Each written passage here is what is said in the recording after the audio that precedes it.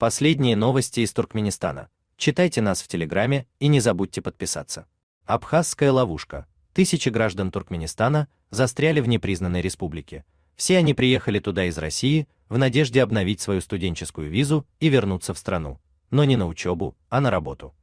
Однако получить такую визу практически нереально, а деловую или туристическую очень сложно.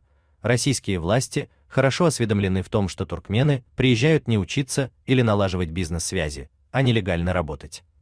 В итоге граждане Туркменистана не могут выехать ни в Россию, ни в Грузию.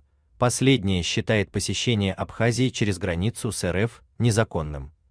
Еще год-полтора назад граждане Туркменистана, чьи российские визы истекали, могли спокойно заехать в Абхазию и спустя пару дней получить в консульстве в Сухуми новую. Но в сентябре прошлого года эта возможность сильно усложнилась. Консульство по просьбе туркменской стороны приостановило выдачу виз, советуя людям подавать на новую по их месту жительства, то есть в Туркменистане. Однако возвращаться на родину ради этого слишком дорого и долго, поэтому Абхазия для многих стала удобным вариантом. Туда легко можно было добраться через Краснодарский край. Основная масса туркменов в Абхазии – это те, кто имел студенческую визу для учебы в России, но был отчислен из вуза. История у каждого застрявшего практически одинаковая. Приехал учиться, какое-то время учился, но не потянул и пополнил ряды отчисленных. Те, у кого есть финансовая возможность вернуться домой в Туркменистан, чтобы заново получить приглашение и восстановиться в учебе, едут туда и подают на визу. Но таких единицы. Основная масса утративших свои визы протоптала дорожку в Абхазию. Им свои же туркмены обещали за большие деньги прислать туда новое приглашение, но впоследствии эти люди оказались просто мошенниками.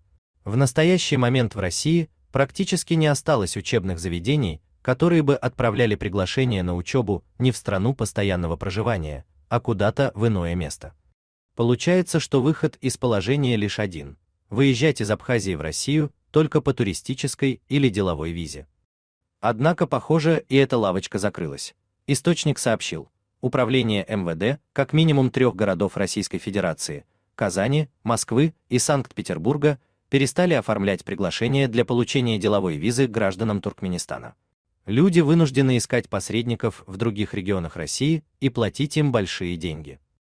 Часто они снова попадают в сети мошенников, которые берут деньги, но взамен не присылают ничего. Меж тем ожидание решения визового вопроса длится неделями или даже месяцами. В Сухуми необходимо все это время где-то и на что-то проживать. Граждане Туркменистана соглашаются на любую работу. В день удается заработать до 3000 рублей. Некоторым деньги присылают из дома родители, окольными путями через посредников и с удержанием комиссий. Живут люди по 20-30 человек в небольших помещениях. Многие в прямом смысле этого слова бомжуют, ночуя в заброшенных зданиях. Между собой у нас нет честности, много обмана и мошенничества. Местные говорят, что устали от нас. Они, если честно, не считают нас за людей, рассказывает человек, застрявший в Абхазии. Он говорит, что более физически сильные и наглые соотечественники становятся самыми настоящими мафиози. Они не хотят работать, убирать за туристами и требуют от более слабых отстегивать им часть заработанных денег, а тех, кто отказывается платить, ставят на счетчик и при случае избивают и издеваются. Выехать из Абхазии в Грузию, с которой у Туркменистана сохраняются безвизовые отношения, они не могут, поскольку Грузия не признает независимости Абхазии и вносит в черный список всех, кто побывал на ее территории, въехав со стороны России. Сейчас в Абхазии завершается туристический сезон, работы становится все меньше. Застрявшие граждане Туркменистана усиленно ищут возможность получить приглашение из России. Запись в консульстве забита на весь сентябрь, но на удивление люди продолжают ехать в Абхазию, надеясь решить свои визовые вопросы.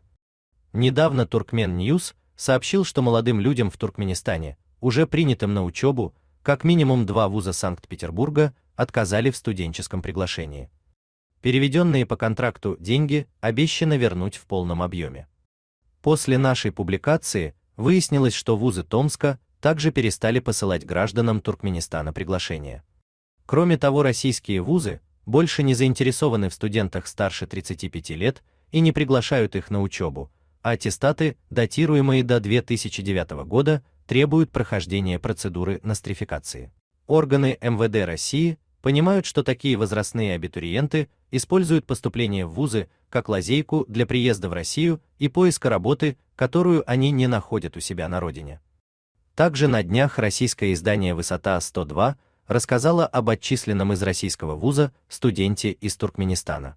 Мужчина пытался выехать в Абхазию с уже истекшей визой, но его не пропустили, а управление МВД по Краснодарскому краю запретило ему въезд в РФ.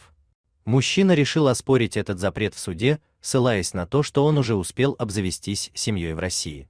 Но на заседании выяснилось, что после отчисления он устроился на работу без соответствующего разрешения, а также не раз привлекался к административной ответственности, в том числе за нарушение ПДД.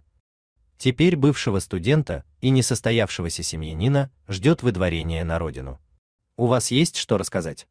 Пишите нам в секретном чате Телеграма. Мы никогда не раскрываем свои источники и гарантируем полную анонимность. А если вам нравится наша работа, поддержите нас, становитесь нашим спонсором.